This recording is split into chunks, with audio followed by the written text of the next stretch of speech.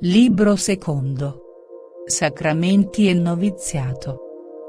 1. Apprenderete quali sono i doveri osservati dagli uomini virtuosi, saggi nei Veda, sempre inaccessibili all'odio come all'amore appassionato, doveri che sono scolpiti nel cuore, quale mezzo per raggiungere la beatitudine.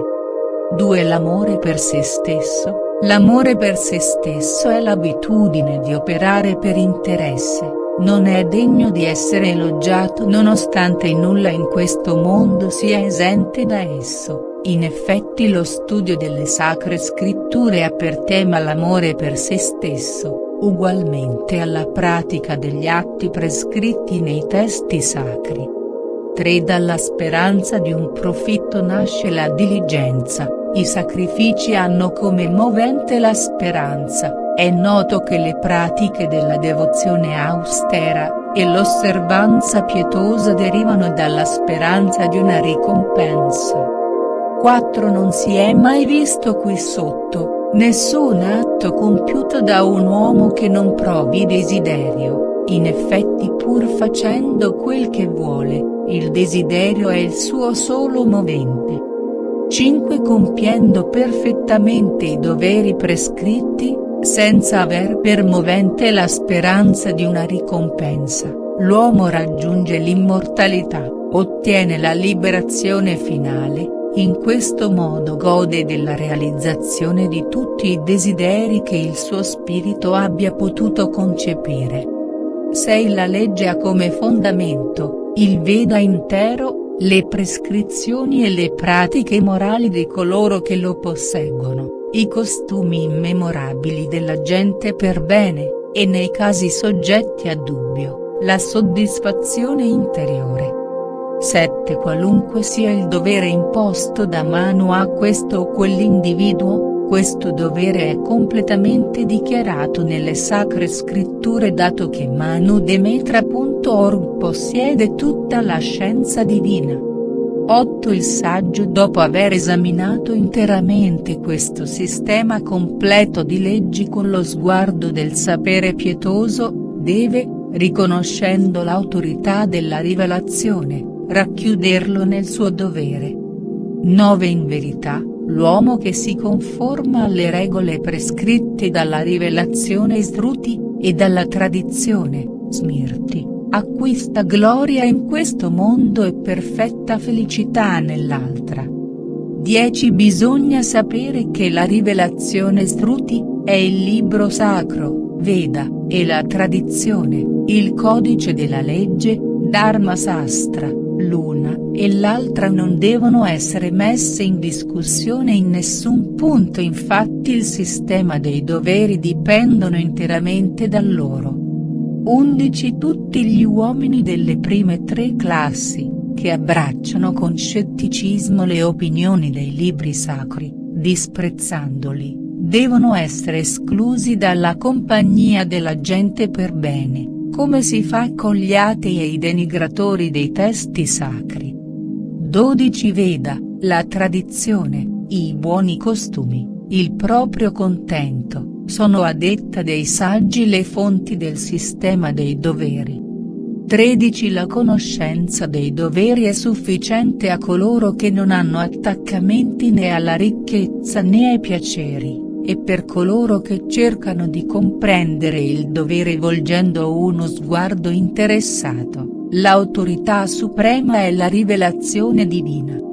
14. Ma allorché la rivelazione offre due precetti apparentemente contraddittori, ambedue sono riconosciuti come leggi, queste due leggi sono dichiarate dai saggi entrambe valide.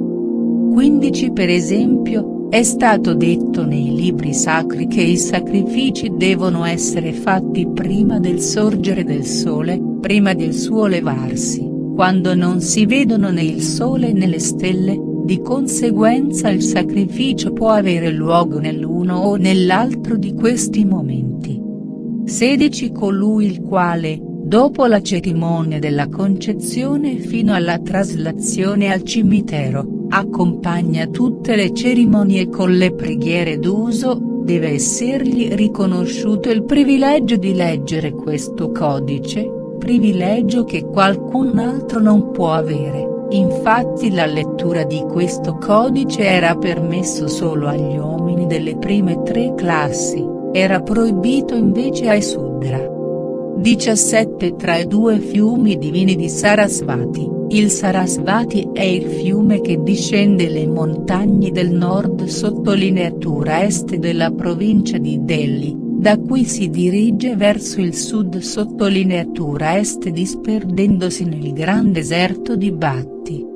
Secondo gli Indù continua il suo corso sottoterra da dove va a riunirsi con il Gange e lo Yamuna, ed i Drishadvati. Il Drisakvati è il fiume che corre a nord sottolineatura ovest di Delhi, si trova racchiuso un grande spazio. Questa contrada, degna degli dei, risponde al nome di Brahmavarta.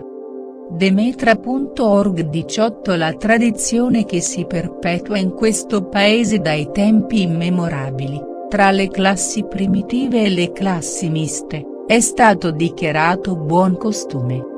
19 Kouro-Ukketra, contrada vicina a Delhi fu teatro della sanguinosa battaglia tra i Pandas e i Kauravas.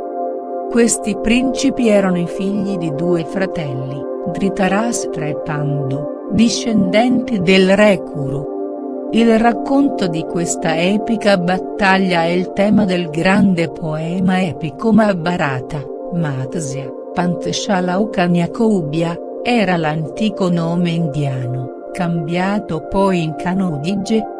La parola in sanscrito Kanya significa giovane figlia, Koubhya, gobba, etimologia tratta dalla storia delle 100 figlie di Kusanaba, re di Kanudje, che furono deturpate nel fisico dal dio Vishnu. Come punizione per non aver soddisfatto i suoi desideri, il re loro padre le diede in spose ad un santo personaggio chiamato Brahmadatta. Al momento della cerimonia, riacquistarono la loro bellezza.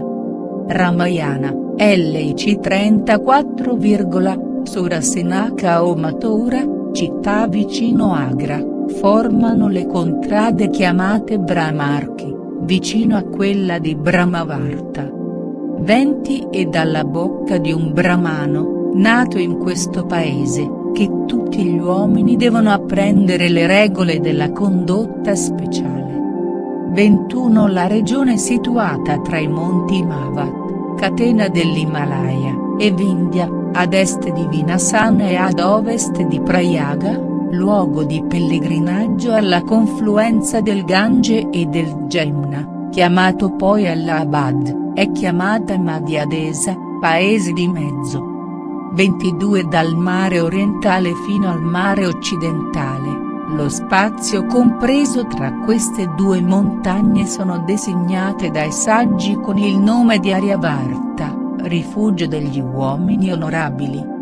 23 Tutti i luoghi dove si incontra naturalmente la gazzella nera sono riconosciuti convenienti per il compimento del sacrificio, diversamente dal paese dei Mletchas, luogo non propizio ai sacrifici. Infatti gli indiani chiamavano Mletchas gli stranieri e i barbari. 24 Coloro che appartengono alle prime 3 classi devono scegliere con molta cura i luoghi che verranno designati, ma una Sudra, se è così povero per procurarsi il suo sostentamento, può dimorare in qualunque posto. 24 L'origine della legge e la produzione di questo universo vi è stato esposto sommariamente. Apprenderete ora le leggi concernenti le classi. 25 Con i riti propiziatori comandati dai Veda, devono essere compiuti i sacramenti, sanskaras, sono delle cerimonie di purificazione delle prime 3 classi, i principali sono enumerati nelle stanze seguenti, il matrimonio è l'ultimo di questi sacramenti, che purificano i corpi dei Dvidyas, significa nato 2 volte, generato di nuovo. I Dvija sono tutti gli uomini appartenenti alle prime 3 classi, Brahmani, Kshatriya e Vaisya, che sono coloro che hanno ricevuto l'investitura del cordone sacro. Questa investitura o cerimonia di iniziazione costituisce la seconda nascita, quelli della concezione e gli altri, che lavano via tutte le impurità da questo mondo e dall'altro. 26 per le offerte fatte al fuoco per la purificazione del feto, per la cerimonia che accompagna la nascita, per quella della tonsura, e per quella Demetra.org dell'investitura con il cordone blu. Tutte le macchie che il contatto con il seme o con la matrice impresse sui Dvija sono lavate interamente.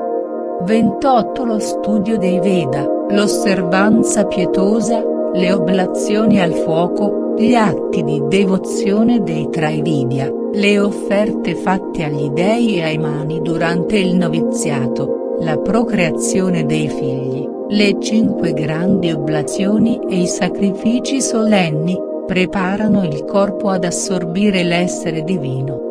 29 Prima di recidere il cordone ombelicale, è prescritta una cerimonia per la nascita di un figlio maschio, bisogna dargli del miele e del burro chiarificato con un cucchiaio d'oro, recitando i versi sacri. 30 Che sia il padre a compiere, o in caso di sua assenza, farà compiere la cerimonia della donazione del nome al neonato, tra il 10° o il 12° giorno dopo la nascita, o dopo un giorno lunare propizio, in un momento favorevole sotto una stella dai buoni influssi. 31 Che il nome di un brahmano, per la prima delle 2 parole che lo compongono, esprima il favore propizio, quello di un kshatriya, la potenza, quella di un vaisya, la ricchezza, quello di un sudra l'abiezione. 32 Il nome di un brahmano, attraverso la seconda parola, deve indicare la felicità, quella di un guerriero, la protezione, quella di un mercante, la liberalità, quella di un sudra, la dipendenza. 33 Che quello di una femmina sia facile da pronunciare, dolce, chiaro, gradevole, propizio, che termini con vocali lunghe, e rassomiglia a parole di benedizione. 34 Dopo il 4° mese, si fa uscire di casa il bambino per fargli vedere il sole, dopo il 7° mese, gli si darà da mangiare il riso, oppure si segue l'usanza adottata dalla famiglia come quella più propizia. 35 La cerimonia della tonsura, questa cerimonia consiste nel radere tutta la testa, con l'eccezione della sommità del capo, sul quale si lascia crescere una lunga ciocca di capelli. Per tutti i Dvijas devono essere fatte in conformità della legge, durante il 1° o il 3° anno secondo i comandamenti delle sacre scritture. 36 Che l'iniziazione di un brahmano sia fatta nell'8° mese dalla concezione, quello di un kshatriya nell'11°, quella di un vaisya nel 12°.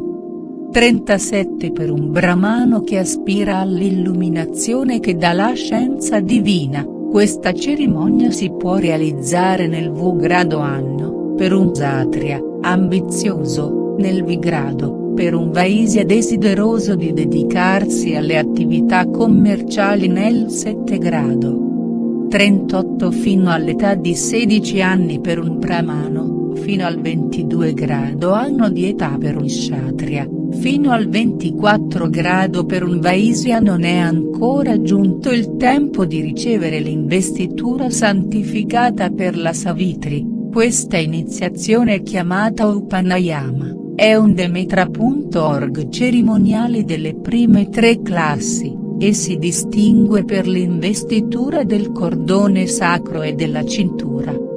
Durante questa cerimonia, viene recitata la Savitri, la più sacra di tutte le preghiere, come parte essenziale della cerimonia. 39. Ma trascorso questo tempo, i giovani uomini di queste 3 classi che non hanno ricevuto i sacramenti nel tempo conveniente, indegni dell'iniziazione, scomunicati, vratias, sono sottoposti al disprezzo della gente per bene. 40. Gli uomini che non sono stati purificati secondo le regole prescritte, anche se si tratta di un brahmano che si trova in miseria, non contrae nessuna relazione per lo studio delle sacre scritture, né per alleanze familiari. 41. Gli studenti di teologia, brahmacharis, sono i giovani Dvidya, dal momento dell'investitura fino al momento in cui diventano padroni di casa griasta, devono portare un mantello. Le 2 parole Umarta e Adovasana tradotte come mantello e tunica significano letteralmente vestito superiore e vestito inferiore, fatto di pelle di gazzella nera, di cervo e di capro, e per la tunica i tessuti di canapa, di lino e di lana, seguendo l'ordine diretto delle classi. 42. La cintura di un brahmano deve essere composta da 3 corde, e morbida da toccare. Quella di un kshatriya deve essere una corda d'arco fatta di morva, quella di un vaisya di 3 fili di canapa.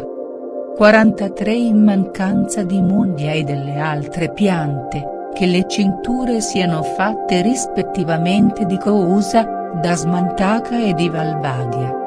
44. È necessario che il cordone sacro che si porta sopra la parte superiore del corpo, sia di cotone con 3 fili per un brahmano, quello di un kshatriya sia di filo di canapa, e quello di un vaisya di lana filata.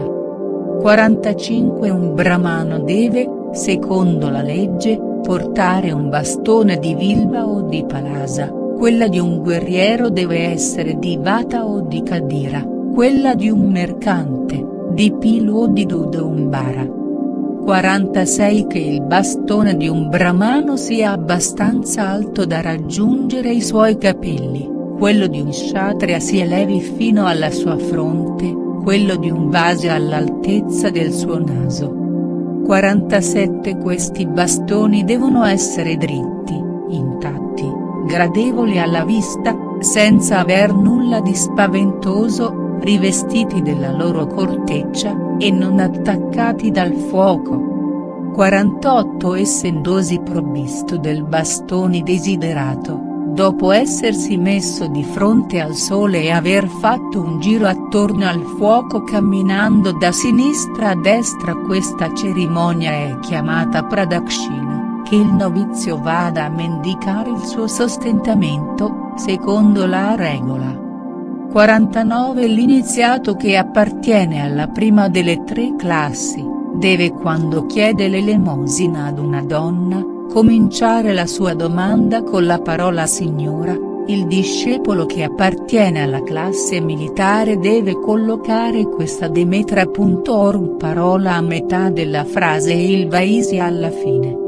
50. Deve chiedere il suo sostentamento prima a sua madre, a sua sorella, o alla sorella della madre o a tutte le altre donne che non possono rifiutarglielo. 51. Dopo aver raccolto così il suo cibo in quantità sufficiente e averla mostrata al suo maestro, guru, senza astuzia, essendosi purificato lavandosi la bocca, prenda il suo cibo con lo sguardo rivolto ad oriente. 52. Colui che mangia guardando l'oriente prolunga la sua vita, guardando a mezzogiorno, acquisisce la gloria, rivolgendosi ad occidente raggiunge la felicità, dirigendo lo sguardo fino al nord, ottiene la ricompensa della verità. 53. Il Dvidya, dopo aver fatto le sue abluzioni deve cibarsi sempre in perfetto raccoglimento, finito il suo cibo, deve lavarsi la bocca in modo conveniente e irrorare con acqua le 6 parti cave della sua testa, i suoi occhi, le sue orecchie e le sue narici. 54 Che onori sempre il suo cibo e lo mangi senza disgusto, che vedendolo gioisca e si consoli quando soffre per la mancanza e faccia il voto di poterne avere sempre. 55 In effetti, un alimento onorato costantemente, dà forza muscolare e energia virile, quando si mangia senza onorarlo, distrugge entrambi i vantaggi. 56 Che eviti di dare i suoi avanzi ad alcuno, di mangiare nell'intervallo tra i due pasti della giornata, della sera, di prendere abbondante quantità di alimento, di andare in qualsiasi luogo dopo i pasti, senza essersi lavato prima la bocca. 57 Mangiare in abbondanza è dannoso per la salute, la durata dell'esistenza, la futura felicità nel cielo, perché questo è di ostacolo ai compimenti dei doveri pietosi che fanno meritare il cielo, causa impurezza, merita censura in questo mondo. Bisogna infatti astenersi da questo attentamente. 58 Che il brahmano faccia sempre le abluzioni con la parte pura della sua mano consacrata al Veda, o con quella che deriva il suo nome dal Signore delle creature o con quella che è consacrata agli dei, però mai con la parte il cui nome deriva dai Manes, Pitris. 59 Si chiama parte consacrata ai Veda quella che è situata nella radice del pollice, la parte del creatore è nella radice del dito mignolo, quella degli dei è alle estremità delle dita, quella di Manes tra il pollice e l'indice. 60 Prenda acqua 3 volte consecutiva in tanta quantità quanta ne può contenere la cavità della sua mano, si inumidisca 2 volte la bocca con il suo pollice, e infine bagni con acqua le cavità sopra menzionate, il suo petto e la sua testa. Demetra.org 61 Colui che conosce la legge e colui che cerca la purezza deve sempre fare le sue abluzioni con la parte pura della sua mano, servendosi di acqua che non sia né calda né spumosa, rimanendo in un luogo appartato, con il viso rivolto ad oriente o al nord. 62 Un brahmano si purifica con l'acqua che scorre fino al suo petto, un kshatriya con quella che passa per la sua gola, un vasya con quella che introduce nella bocca, un sudra con quella che tocca l'estremità della lingua e delle labbra.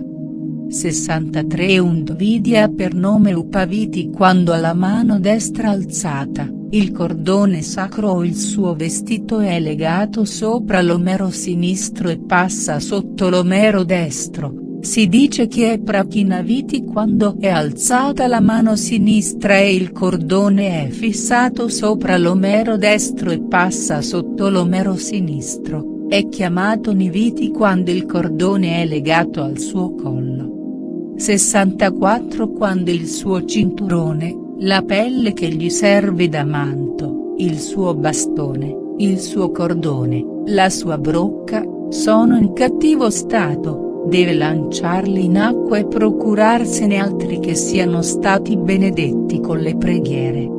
65 La cerimonia del Kesanta, dal commentario, il Kesanta è un sacramento sanskara, mentre per Jones è una cerimonia durante la quale avviene il taglio dei capelli, mentre per Visson il Kesanta è il dovere di elargire elemosine, ossequiare le persone degne e così via, è fissata per il 17 grado anno, a partire dalla nascita se si tratta di un brahmano, per il 22 grado nella classe militare, in quanto alla classe dei commercianti, quella ha luogo 2 anni più tardi.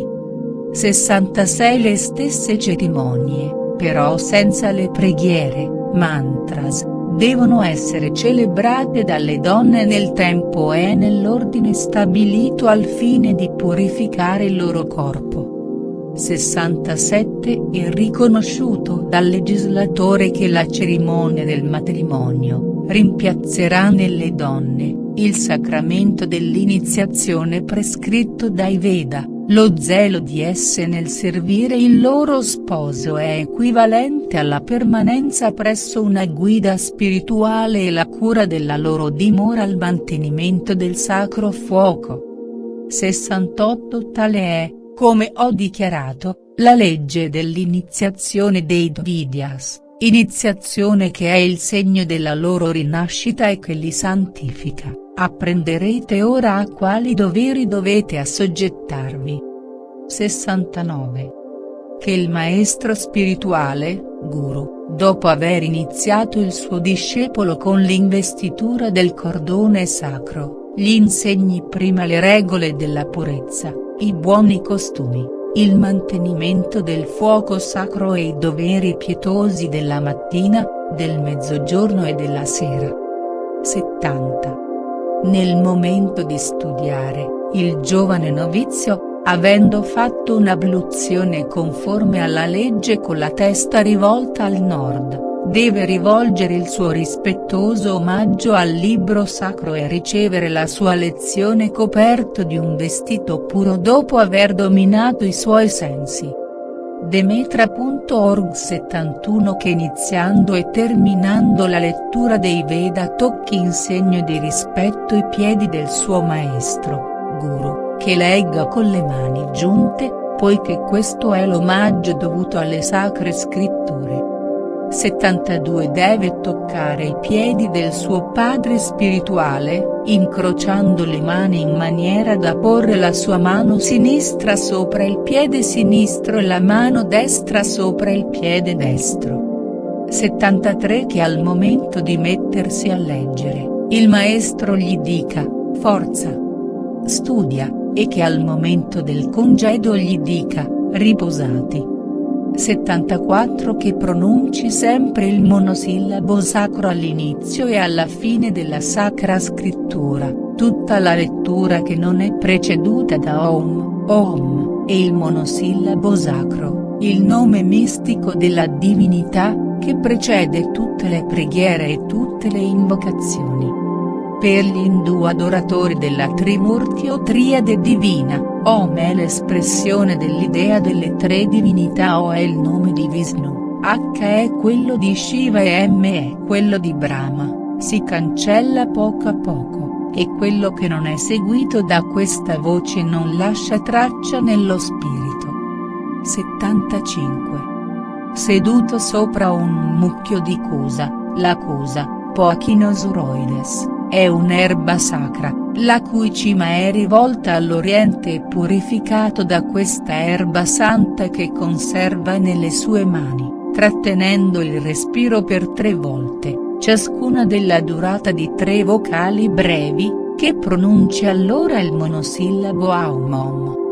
76 La lettera A, la lettera U e la lettera M che insieme formano il monosillabo sacro sono stati tratti dai 3 libri sacri da Brahma, il Signore delle creature, così come le 3 grandi parole Bur, Bhuva, Sawar. Queste 3 parole, Vyaritis, significano terra, atmosfera, cielo. Sono i nomi dei 3 mondi. 77 Dei 3 Veda, l'Altissimo, Parameshti, il Signore delle creature ha tratto anche, stanza per stanza, Padas, questa invocazione chiamata Savitri che inizia con la parola Ead. 78 Recitando a bassa voce, mattino e sera, il monosillabo e la preghiera della Savitri preceduta dalle 3 parole, Vyavitis, Bur, Bhuva, Sawar. Tutti i brahmani che conoscono perfettamente i libri sacri ottengono la santità che procura il Veda.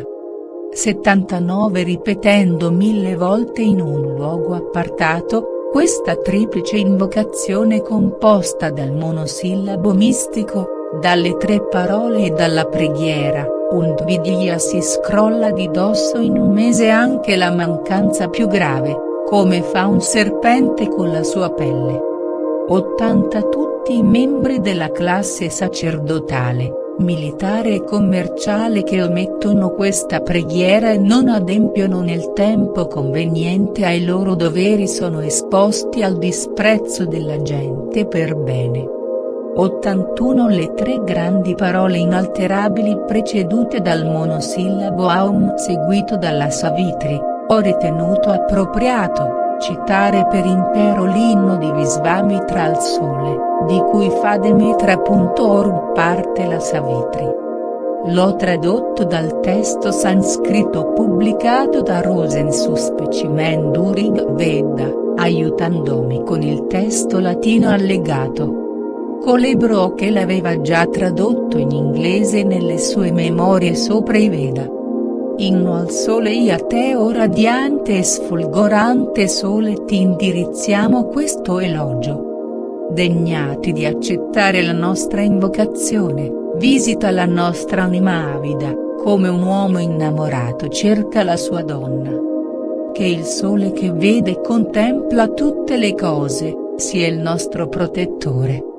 2 Meditiamo nella luce ammirabile del sole, Savitri, risplendente sentiero che guida la nostra intelligenza. Avido dei nostri respiri, chiediamo con questa umile preghiera i doni del sole adorabile e risplendente. I sacerdoti e i brahmani con i sacrifici e con i cantici sacri, onorano il sole risplendenti, guidati dalla sua forza. Questo inno è, diviso in 2 strofe, ciascuna di 3 stanze. La seconda strofa che in sanscrito inizia con la parola Tad, è probabilmente la Savitri di cui si parla nel testo di Manu. Gli Indù recitano in genere solo la prima stanza della Savitri, e questa stanza in particolare è designata Gayatri. Non c'è dubbio che le parole Savitri e Gayatri sembrano siano state impiegate indifferentemente dai commentatori delle leggi di Manu. Kulluka e Raghavanda, composti di 3 stanze, Padas, devono essere riconosciute come la parte principale del Veda o come il mezzo per ottenere la beatitudine eterna. 82 Quello che, durante 3 anni, ripete tutti i giorni senza mai mancare questa preghiera giungerà a parlare alla divinità suprema, Brahma, leggero come il vento, rivestito di forma immortale. 83 Il monosillabo mistico è il Dio supremo, il trattenere il respiro mentre si recita il monosillabo di 3 parole e la Savitri intera, sono la più perfetta austerità pietosa. Nulla è al di sopra della Savitri, la dichiarazione della verità è preferibile al silenzio. 84 Tutti gli atti pietosi prescritti dai Veda, come le oblazioni al fuoco e i sacrifici, passano senza lasciare traccia, però il monosillabo è inalterabile, e il simbolo di Brahma il Signore di tutte le creature.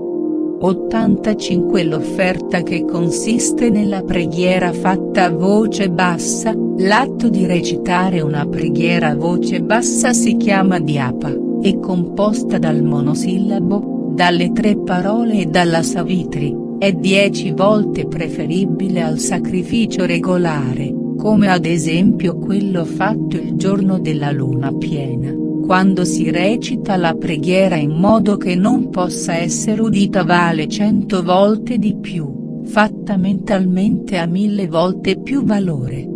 86 Le 4 oblazioni domestiche, unite al sacrificio regolare, non sono equivalenti neanche alla 6ª parte dell'offerta che consiste nella preghiera Demetra.org bassa voce. 87 Pregando a bassa voce, un brahmano può senza alcun dubbio, raggiungere la beatitudine, compia o non compia alcun gesto pietoso, essendo amico Maitra, delle creature, alle quali non fa alcun male anche quando la legge lo autorizzi, posto che non offre sacrifici, si dice giustamente che è unito a Brahma. 88 Quando gli organi di sensi, si trovano in relazione con oggetti attraenti, l'uomo deve fare ogni sforzo per dominarli allo stesso modo che fa un cavalier per trattenere il suo cavallo. 89 Questi organi, fissati dagli antichi saggi in numero di 11, vado ora ad enumerarli nell'ordine opportuno, qui di seguito. 90 Le orecchie, la pelle, gli occhi, la lingua e quinto il naso, l'orifizio inferiore del tubo intestinale, gli organi della riproduzione, la mano, il piede e l'organo della parola che è riconosciuto essere il terzo. 91 I primi 5, le orecchie e quello che seguono, sono chiamati organi dell'intelligenza, e i 5 che restano, dei quali il primo è l'orifizio del tubo intestinale, sono chiamati organi dell'azione. 92 Bisogna riconoscere un undicesimo, il sentimento manas, che per sua natura è parte dell'intelligenza e dell'azione, quando è dominato, anche le due classi precedenti composte ognuna di 5 organi, sono ugualmente sottomesse. 93 Affidandosi alla inclinazione degli organi e della sensualità, non si può non incorrere in una mancanza, però imponendo un freno si giunge alla suprema felicità.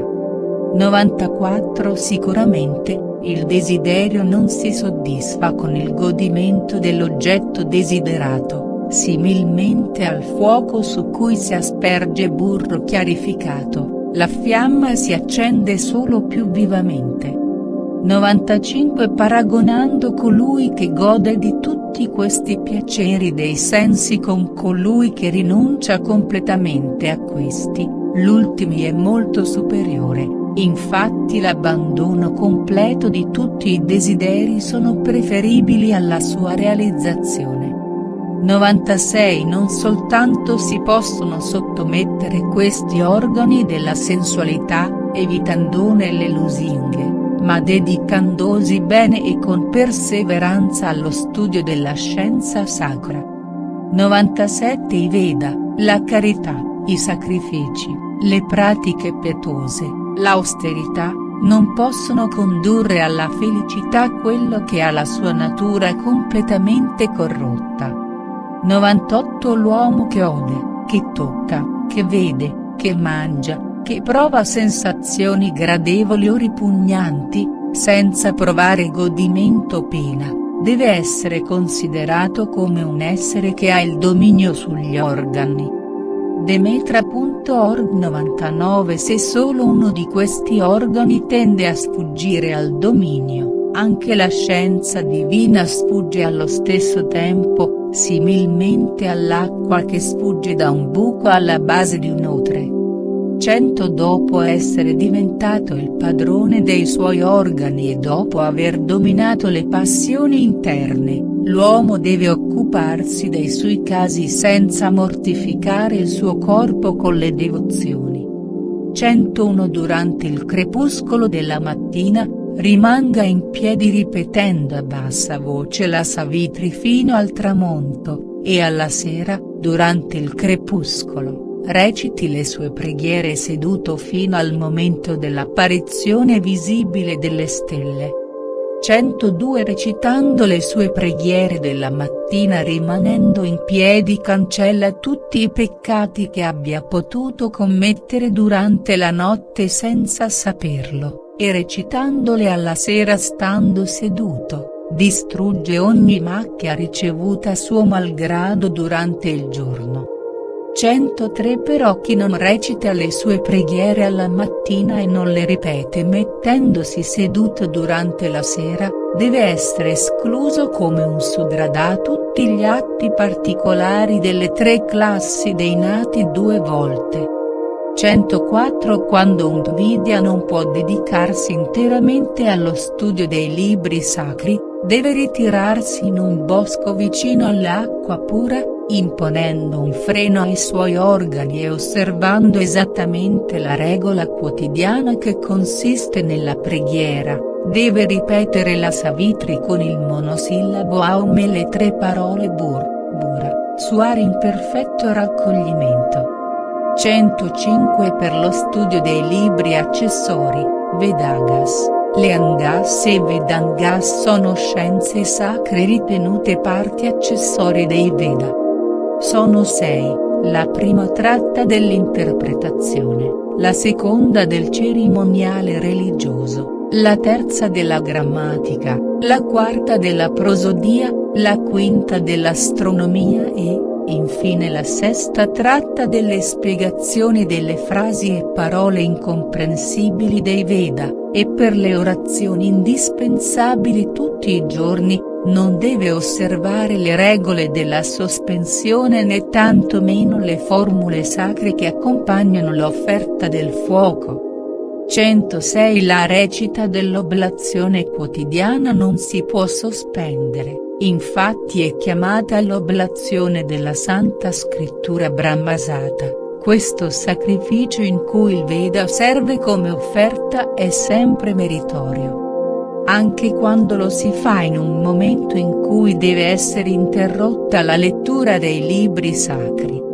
107 Le orazioni a bassa voce, ripetute durante un anno intero da un uomo padrone dei suoi organi, che si mantiene sempre puro, che eleva le sue offerte di latte, di formaggio, di burro chiarificato e di miele agli dei e ai mani alle quali queste sono dedicate, gli sarà concesso la realizzazione dei suoi desideri. 108 Il Dvidya che è stato iniziato con l'investitura del sacro cordone deve alimentare il fuoco sacro sera e mattina, mendicare il suo sostentamento, giacere su un letto molto basso e compiacere il suo maestro fino alla fine del Demetra.org suo noviziato. 109 Il figlio di un istitutore, un discepolo assiduo e docile, quello che può trasmettere altri insegnamenti, quello che è giusto, quello che è puro, quello che mostra abnegazione, quello potente, quello che è liberale, quello che è virtuoso, quello che è alleato per vincoli di sangue. Questi sono i 10 giovani che possono essere ammessi dalla legge a studiare i Veda. 110 L'uomo di senno non deve parlare senza essere interrogato, né rispondere ad una domanda inopportuna, deve comportarsi anche quando sa quello che gli viene chiesto, come se fosse muto. 111 Di 2 persone delle quali una risponde inopportunamente ad una domanda fatta inopportunamente dall'altro, una morirà o meriterà l'odio. 112 Laddove non si incontrano la virtù, né la ricchezza né il cielo, né la sottomissione necessaria per lo studio dei Veda, non deve essere gettato il seme della santa dottrina, allo stesso modo della buona semente in un terreno sterile. 113 Vale di più per un interprete della Santa Scrittura morire con la sua scienza anche quando si trova in una spaventosa miseria, che seminarla in un suolo ingrato. 114 La scienza divina, avvicinando un brahmano gli disse, sono io il tuo tesoro, vigila su di me, non lasciare che io venga insegnata ai detrattori. Solo così sarò sempre piena di forza. 115 Però quando incontri un alunno brahmachari, perfettamente puro e padrone dei suoi sensi, fammi conoscere a questo Dvidya come ad un vigile guardiano di tale tesoro. 116 Chi acquisisce per mezzo dello studio, senza averne avuto il permesso, la conoscenza delle sacre scritture è colpevole del furto dei testi sacri e scenderà nella dimora infernale Naraka. 117 Chiunque sia colui, che con il suo aiuto, porta uno studente all'acquisizione del sapere riguardo i casi del mondo, il senso dei testi sacri o la conoscenza dell'essere supremo, lo studente deve inchinarsi davanti a tale maestro. 118 Un brahmano, cui tutta la sua conoscenza consiste nella Savitri, però che reprime perfettamente le sue passioni, è preferibile a chi non esercita su se stesso alcun potere, che mangia di tutto, vende di tutto, nonostante la sua conoscenza dei 3 libri sacri. 119 Non deve coricarsi sopra un letto o sopra una sedia contemporaneamente ad un suo superiore, e quando si trova sdraiato o seduto, è necessario che si alzi per porgergli il suo saluto. 120 Lo spirito vitale di un giovane sembra essere al punto di esalare quando si Demetra.org avvicina un anziano, lo trattiene alzandosi per salutarlo. 121 Chi ha l'abitudine di salutare la gente anziana tenendoli in grande considerazione, vede accrescere queste 4 cose: la durata della sua esistenza, la sua sapienza, la sua fama e la sua forza.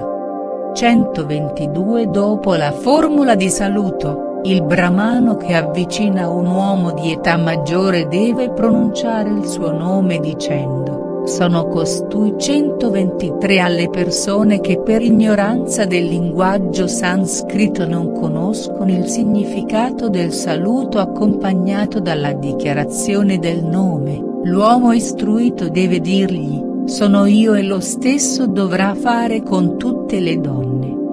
124 Salutando deve pronunciare, dopo il suo nome, l'interiezione O, in sanscrito Bo. Infatti i santi pensano che O abbia la proprietà di rappresentare il nome delle persone alle quali ci si rivolge. 125 Se Dio vuole, che tu possa vivere a lungo. E questo è il modo di rispondere al saluto di un brahmano: la vocale finale del suo nome con la consonante che la precede deve essere prolungata in modo che occupi 3 tempi. 126 Il brahmano che non conosce il modo di rispondere ad un saluto, non merita di essere salutato da un uomo colto, è paragonabile ad un sudra.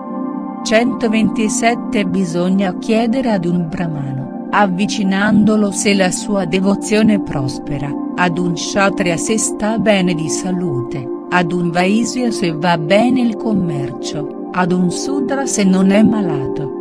128 Chi termina di fare un sacrificio solenne, per giovane che sia, non deve essere chiamato con il suo nome. Colui che conosce le leggi si serva per rivolgergli la parola dell'interiezione o del vocabolo Signore. 129 Parlando con la sposa di un altro uomo o con una donna con la quale non si hanno vincoli di sangue, si deve dire signora o buona sorella.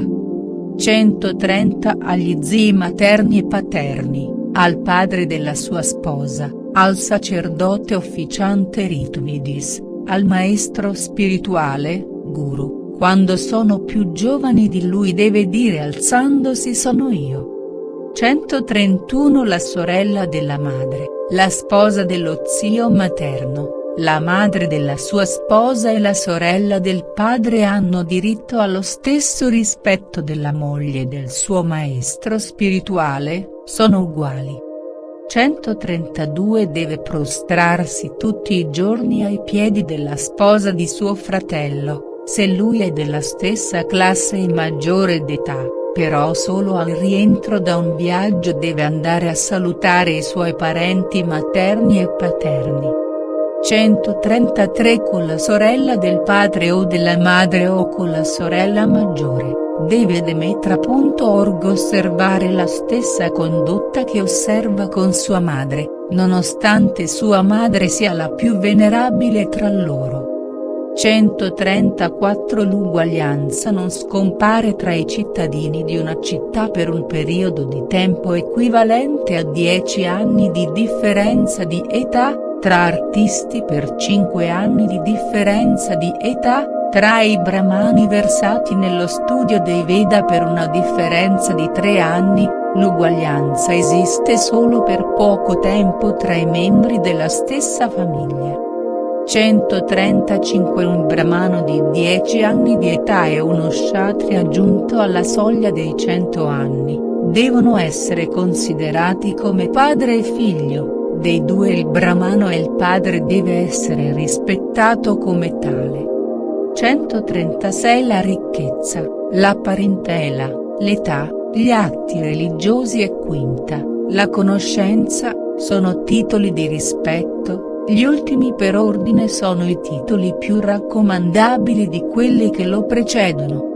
137 Tutti gli uomini delle prime tre classi, in cui si nota in numero maggiore le più importanti delle 5 qualità onorabili, ha maggiore diritto al rispetto perfino in un sudra che ha iniziato il 10° anno di vita.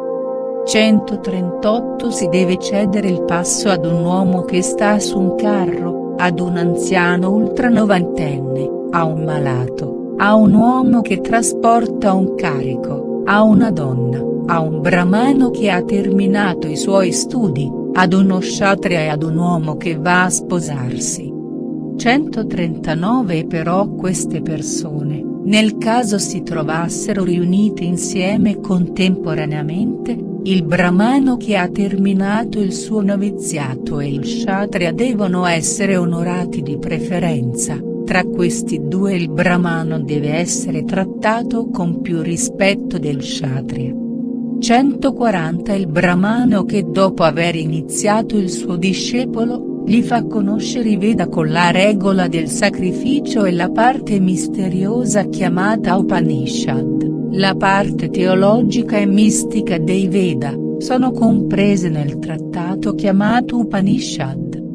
Questi trattati furono tradotti dal persiano sotto il nome di Upneka per volere di Dharasheku, fratello dell'imperatore mongolo Aurangzeb e questa versione è stata persiana è stata tradotta in latino da Anquetil Perron. È designato dai saggi con il nome di istitutore Acharya, il nome di guru e di Acharya sono frequentemente impiegate indifferentemente.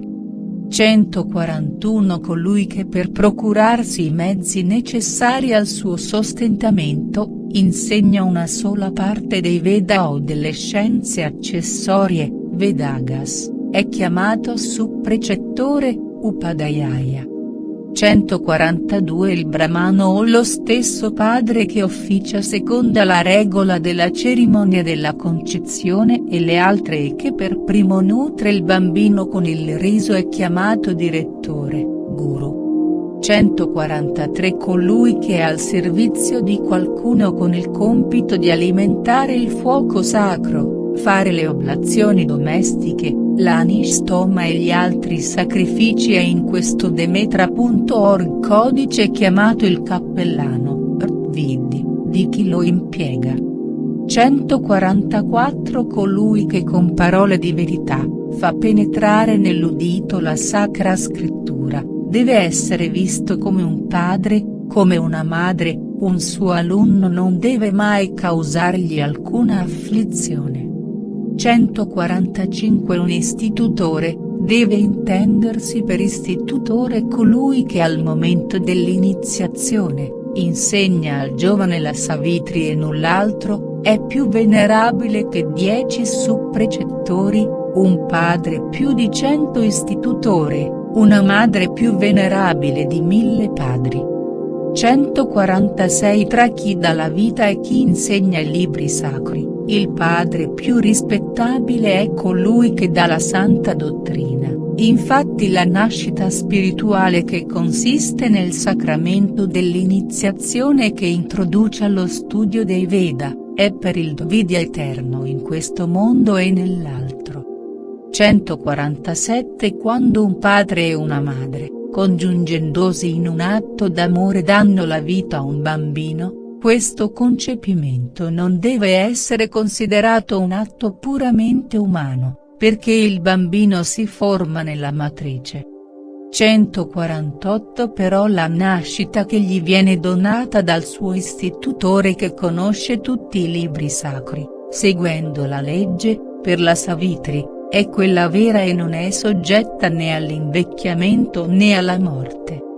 149 Quando un istitutore procura qualche vantaggio ad un suo discepolo, per piccolo o grande che sia, attraverso la comunicazione di un testo rivelato, sappiate che è considerato in questo codice come il suo padre spirituale, guru, a causa del beneficio della santa dottrina.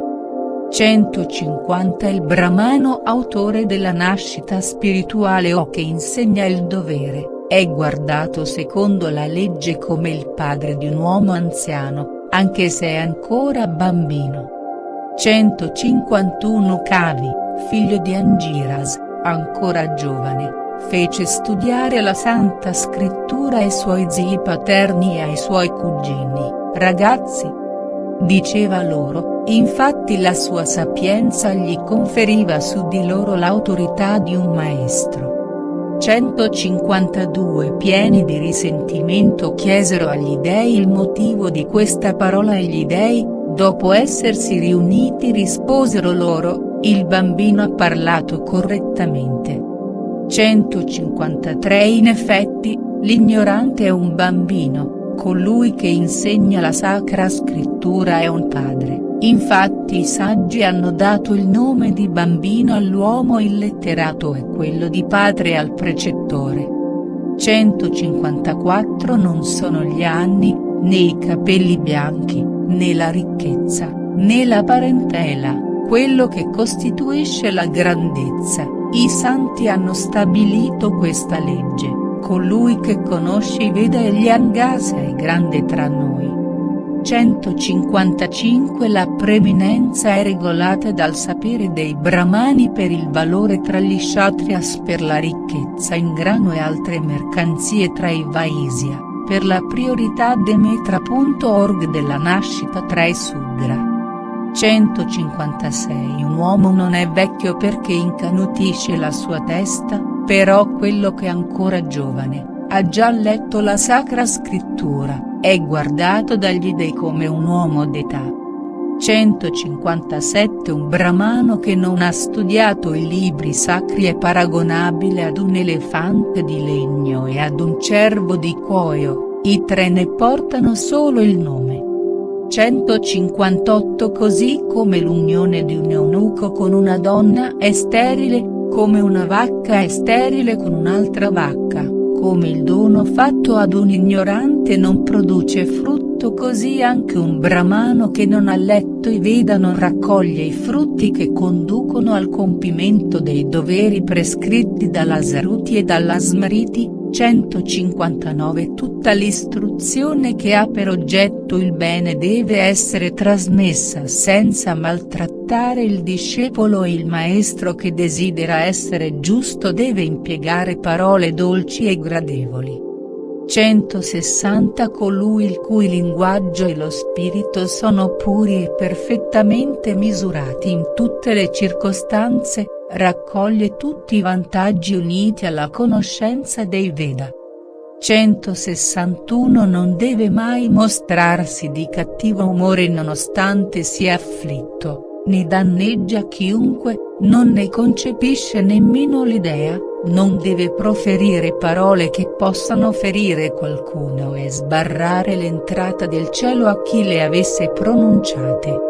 162 Che il brahmano tema costantemente tutti gli onori mondani come un veleno e che sempre desideri il disprezzo così come desidera l'ambrosia. L'ambrosia o amrita è l'alimento e la bevanda degli dei e degli esseri immortali. Secondo il Vayu Purana, è la luna il deposito dell'ambrosia. Il sole la riempie durante la quindicina della luna crescente, nel plenilunio, gli dei, i manes e i santi, bevono tutti i giorni un kala, unità di misura, questa bevanda fino al suo esaurimento. Secondo un'altra leggenda mitologica, l'ambrosia comparve dopo la zangolatura del mare. Gli dei e gli asura si riunirono per compiere questa operazione. Il monte Mandara servì come frullatore e il serpente Vasuki fu usato per far girare la montagna. Il mare, agitato dal movimento di rotazione della montagna, produsse così delle cose meravigliose. L'ambrosia, la bevanda dell'immortalità, era contenuta in un vaso che aveva in mano Dhanvantari, il dio della medicina. Gli dei titani, Asuras, si disputarono l'ambrosia, che finì per l'appartenere agli dei. L'origine dell'ambrosia è raccontata in un episodio del Mahabharata, si trova anche narrato nel Ramayana, lib.ik. XLV, 163. In effetti, anche se disprezzato, egli si addormenta placidamente e si risveglia placidamente, vive felice in questo mondo, mentre l'uomo sdegnoso non tarda a perire.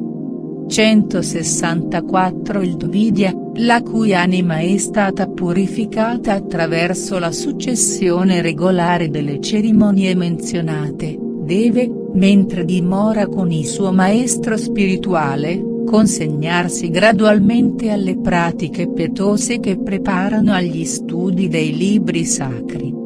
165. Dopo essersi assoggettato alle diverse pratiche di devozione, così come è l'osservanza pietosa prescritta dalla legge, il Dvidya deve dedicarsi alla lettura del Veda intero e dei libri misteriosi, Upanishad. Demetra.org. 166. Che il brahmano che vuole consegnarsi all'austerità si applichi incessantemente allo studio dei Veda, infatti lo studio delle sacre scritture sono riconosciute in questo mondo come l'atto di devozione più importante per un brahmano. 167. Certamente, sottomette il suo corpo all'austerità più meritoria. Anche quando porta una ghirlanda, il Dvidya che si dedica alla lettura dei Veda interi e dei trattati misteriosi. 168. Il Dvidya che, senza aver studiato i Veda, si dedica ad altra occupazione, verrà subito retrocesso durante la sua vita, alla condizione di Sudra, così come tutti i suoi discendenti. 169. La prima nascita dell'uomo rigenerato 3 volte, Dvidya, è quella che avviene nel ventre materno, la seconda con l'investitura della cintura e del cordone, la terza avviene con la celebrazione del sacrificio, questo è quanto dichiarato nel testo rivelato. 170. Delle 3 nascite, quello che lo introduce alla conoscenza della Sacra Scrittura e che si distingue per la cintura e il cordone legati, la Savitri è sua madre e l'istitutore suo padre. 171. L'istitutore, Acharya, è chiamato padre suo dai legislatori, perché insegna il Veda, infatti non è permesso nessun atto pietoso ad un giovane prima che abbia ricevuto la cintura e il cordone sacro. 172. Fino ad allora si astenga dal pronunciare alcuna formula sacra, ad eccezione della esclamazione Svandhya, rivolta ai manes durante l'officio del servizio funebre, infatti non differisce da un Sudra fino al momento in cui è rigenerato dai Veda. 173. Quando ha ricevuto l'iniziazione si esige da lui che si sottometta alle regole stabilite e che studi per ordine la Sacra Scrittura, osservando prima di tutto gli usi istituiti. 174. Il manto di pelle, il cordone, il cinturone, il bastone, l'abito, determinati per ogni studente secondo la classe devono rinnovarsi in certe pratiche religiose. 175. Che il novizio che dimora in casa del suo maestro, si conformi alle osservazioni pietose, sottomettendo tutti gli organi, al fine di aumentare la sua devozione. 176. Che tutti i giorni dopo aver fatto il bagno, Quando si è purificato abbastanza, offra una libagione di acqua fresca agli dei, ai santi e ai manes, che onori le divinità e alimenti il fuoco sacro. 177 Che si astenga dal miele, dalla carne, dai profumi, dalle ghirlande, dai saporiti succhi estratti dai vegetali, dalle donne, da tutte le sostanze dolci. Demetra.org diventate acide, dai maltrattamenti verso gli esseri animati. 178 Dalle sostanze per ungere il suo corpo, dal collirio per i suoi occhi, dal portare scarpe e parasole, che si astenga dal desiderio sensuale, dalla collera, dall'avarizia, dalla danza, dal canto e dalla musica. 179 Dal gioco, dalla delazione, dalla maldicenza, dall'impostura, dal guardare e baciare le donne con amore, dal danneggiare il prossimo. 180 Che giaccia sempre appartato e che non sparga il suo seme, in effetti se cede al desiderio, se sparge il suo seme, contravviene alla regola del suo ordine e deve fare penitenza. 181 Il Dvidia novizio che, durante il sonno, ha emesso involontariamente il suo liquido seminale, deve bagnarsi, adorare il sole, dopo ripetere 3 volte la formula che torni a me il mio seme. 182 Che porti per il suo istitutore acqua in un bicchiere, fiori, sterco di vacca, e che vada tutti i giorni a mendicare il suo cibo. 183 Che il novizio stia attento ad andare a chiedere ogni giorno il suo cibo nelle case di persone che non tralasciano il compimento dei sacrifici prescritti dai Veda e che abbiano la fama di compiere i loro doveri. 184 Non deve mendicare nella famiglia del suo direttore, né in casa dei suoi parenti paterni e materni, e se gli sono sbarrate le porte delle altre case, deve, soprattutto, evitare le prime persone in quest'ordine. 185 Che percorra come un mendicante tutta la città, se non si trovano lì nessuna delle persone sopra menzionate, in stato di purezza e osservando il silenzio, però che eviti le persone malfamate e colpevoli di gravi mancanze. 186 Che avendo raccolto legna in un luogo appartato, la depositi all'aperto, e che sera e mattina, si serva di essa per fare un'oblazione al fuoco, senza mai tralasciare di farla. 187 Quando, pur non essendo malato, ha trascurato per 7 giorni di seguito, di raccogliere l'elemosina e alimentare con legna il fuoco sacro, deve subire la penitenza prescritta per coloro che hanno violato i voti di castità. 188 Che il novizio non tralasci mai di mendicare e che non riceva il suo cibo dalla stessa persona. Vivere di elemosina è considerato meritorio per il discepolo al pari del digiuno. 189 Tuttavia, se è invitato ad una cerimonia in onore degli dei o dei manes, può mangiare il cibo donato da una persona sola, comportandosi come un devoto ascetico, allora non è infranta alcuna regola.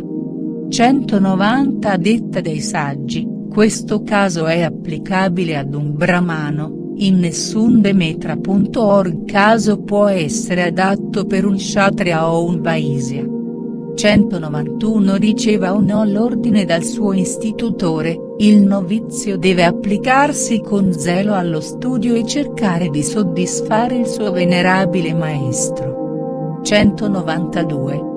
Padroneggiando la sua voce e i suoi organi di senso, deve tenere le mani giunte e gli occhi fissi in quelli del direttore.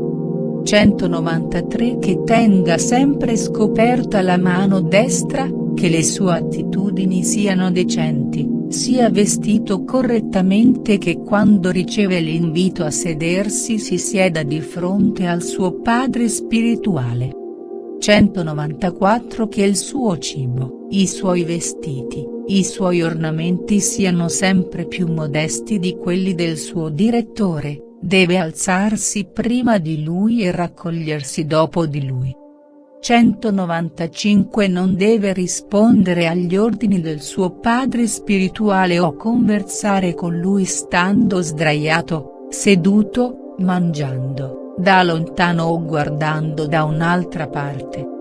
196 Che lo faccia in piedi, quando il suo direttore è seduto, dirigendosi a lui quando è fermo, andandogli incontro se cammina, correndogli dietro quando corre. 197 Collocandosi di fronte a lui, quando è lontano, inchinandosi se è coricato o si è fermato vicino a lui. 199 Che non pronunci mai il nome del suo padre spirituale semplicemente, anche in sua assenza, e che non imiti il suo modo di camminare, il suo linguaggio e i suoi gesti. 200 In qualunque posto si pronunciano discorsi, maldicenze e calunnie sopra il suo direttore, deve tapparsi le orecchie e andarsene da un'altra parte. 201 Se parla male del suo direttore, ritornerà dopo la sua morte sotto forma di asino, se lo calunnia, ritornerà cane, se gode dei suoi beni senza il suo permesso, ritornerà insetto, se lo guarda con occhi invidiosi, in verme. 202 Non deve rendergli omaggio per interposta persona quando è lontano da lui e potrebbe andarci egli stesso, né quando è in collera, né in presenza di una donna, se è su un carro o su una portantina, scende a salutare il suo padre spirituale.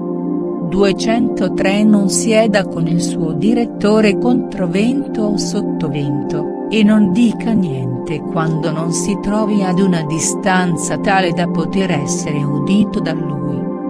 204 Può sedersi con il suo venerabile maestro in un carro trainato da buoi, cavalli o cammelli, sopra una terrazza, sopra un luogo pavimentato, sopra una stuoia di erba intrecciata, sopra una roccia, sopra un tavolo di legno, in barca. 205 Quando è presente il direttore del suo direttore, che si comporti con lui come se fosse il proprio direttore e non può salutare quelli dei suoi parenti che Demetra.org hanno diritto al suo rispetto, senza che lo abbia chiesto al suo maestro spirituale. 206 Questa è la stessa condotta che deve osservare costantemente con i precettori che gli insegnano la santa dottrina, con i suoi parenti dal lato paterno, come sua zia, con le persone che lo allontanano dall'errore e gli danno i buoni consigli. 207 Che si comporti sempre con gli uomini virtuosi come con il suo direttore, se sono rispettabili per la loro età, così come con i parenti del suo venerabile maestro. 208 Il figlio del suo maestro spirituale anche più giovane, anche se della stessa sua età, o studente, se è nelle condizioni di insegnare la santa dottrina, ha diritto allo stesso omaggio del direttore, quando è presente durante il sacrificio, sia come celebrante, sia come assistente. 209 Però non deve ungere di profumi il corpo del figlio del suo direttore, servirlo durante il bagno, mangiare i suoi avanzi e lavargli i piedi. 210 Le mogli del suo maestro, quando sono della stessa classe, devono essere onorate come lui, però se appartengono ad una classe diversa, il novizio non deve altro omaggio che alzarsi e salutarle.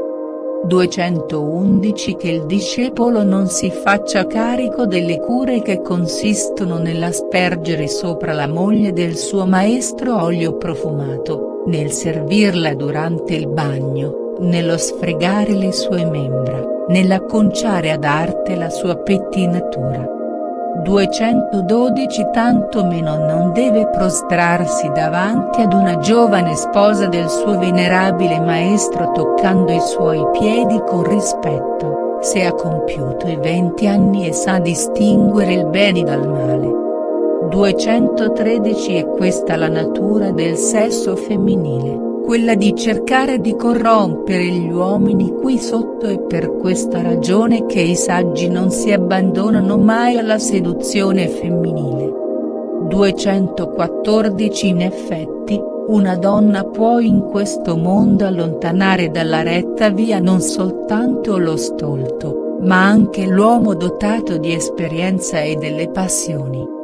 215 Non deve permanere in un luogo appartato con sua madre, sua sorella o sua figlia, i sensi riuniti sono abbastanza potenti, catturano l'uomo più giudizioso. 216 Però un alunno, se egli stesso è giovane, può seguendo l'uso prescritto, prostrarsi fino al suolo davanti alla giovane sposa del suo maestro dicendo sono costui. 217 Al ritorno da un viaggio, il giovane novizio deve toccare rispettosamente i Demetra.org piedi delle donne del suo padre spirituale e ogni giorno prostrarsi davanti a loro osservando così gli usi della gente per bene. 218 Così come un uomo che scava con una pala giunge ad una fonte di acqua, anche l'alunno che è docile giunge ad acquisire la scienza che nasconde lo spirito del suo padre spirituale. 219 Che porti la testa rasata o i capelli lunghi sciolti o riuniti a crocchia alla sommità del capo, che non avvenga mai che il sole, quando tramonta o quando sorge, lo trovi addormentato in città. 220 In effetti se il sole sorge o tramonta senza che egli lo sappia, mentre è sprofondato nella sensualità del sonno, deve digiunare un giorno intero, ripetendo a bassa voce la Savitri. 221 Chi si corica o si alza senza attenersi al sole, e non fa questa penitenza, è colpevole di una grande mancanza. 222 Dopo aver fatto le sue abluzioni, in stato di purezza, in perfetto raccoglimento e in un luogo senza macchie il discepolo deve compiere, seguendo la regola, il dovere pietoso, al sorgere e al tramontare del sole, recitando a bassa voce la Savitri. 223 Se una donna o un Sudra, cerca con qualunque mezzo di ottenere il bene supremo, che si applichi con ordine o che faccia quello che più gli conviene e che sia autorizzato dalla legge. 224 A detta di alcuni uomini sensati, questo bene supremo consiste nella virtù e nella ricchezza, o secondo altri nel piacere della ricchezza, o anche nella sola virtù, o secondo altri infine nella ricchezza, però è la riunione delle tre che costituisce il vero bene, questa è la decisione formale. 225 Un istitutore è l'immagine dell'essere divino, Brahma, un padre, l'immagine del Signore della creature, Pradyapati, una madre l'immagine della terra, un fratello l'immagine dell'anima. 226 Un istitutore, un padre, una madre, e un fratello maggiore, non devono mai essere trattati con disprezzo soprattutto per un brahmano, anche se è stato molestato. 227 Svariate centinaia di anni non potranno mai compensare le pene che patiscono una madre e un padre per far nascere i loro figli ed educarli. 228 Che il giovane faccia costantemente e in ogni occasione quello che può compiacere i suoi genitori e il suo istitutore, quando queste tre persone sono soddisfatte, tutte le pratiche devote si fanno con felicità e ottengono la ricompensa.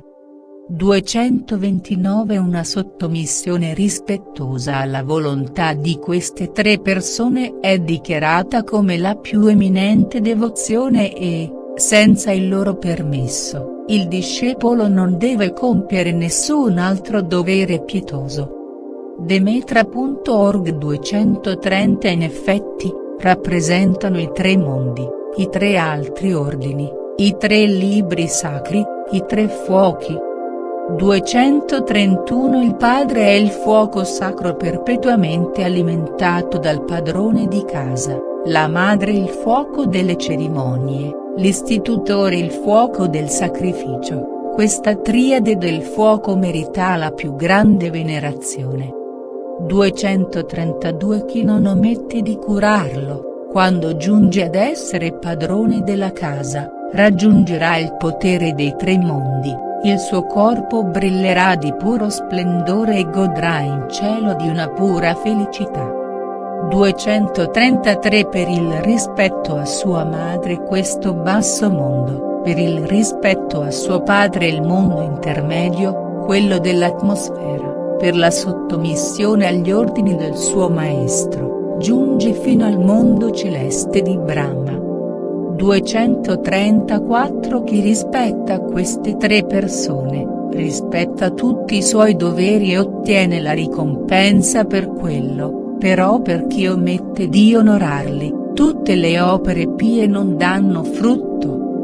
235 Mentre queste persone sono in vita, non deve occuparsi volontariamente di compiere nessun altro dovere, però che manifesti sempre una sottomissione rispettosa, dedicandosi a servirli e a dargli piacere. 236 Qualunque sia il dovere che compia in pensieri, parole e atti, senza mancare alla obbedienza dovuta, con lo sguardo rivolto all'altro mondo, quando lo ha compiuto, deve andare a dichiararlo. 237 Per l'omaggio reso a queste tre persone, sono perfettamente compiuti tutti gli atti prescritti all'uomo dalle sacre scrittura e della legge, è il primo dovere evidentemente, si chiamano secondari tutti gli altri. 238 Chi possiede la fede, può ricevere una scienza utile anche da un sudra, la conoscenza della virtù principale da un uomo vile, e una perla di donna da una famiglia disprezzata. 239 Può separare l'ambrosia, amrita, da un veleno, può ricevere un buon consiglio da un bambino, imparare da un nemico a comportarsi bene, e estrarre oro da una sostanza pura. 240 Le donne, le pietre preziose, la scienza, la virtù, la purezza, un buon consiglio, e le diverse forme di arti devono riceversi dalla fonte. 241 In caso di necessità, quando manca un istitutore della classe sacerdotale, è consentito dalla legge lo studio della Santa Scrittura sotto un istitutore che non sia brahmano. L'alunno deve servirlo con rispetto e sottomissione, durante il periodo dell'insegnamento.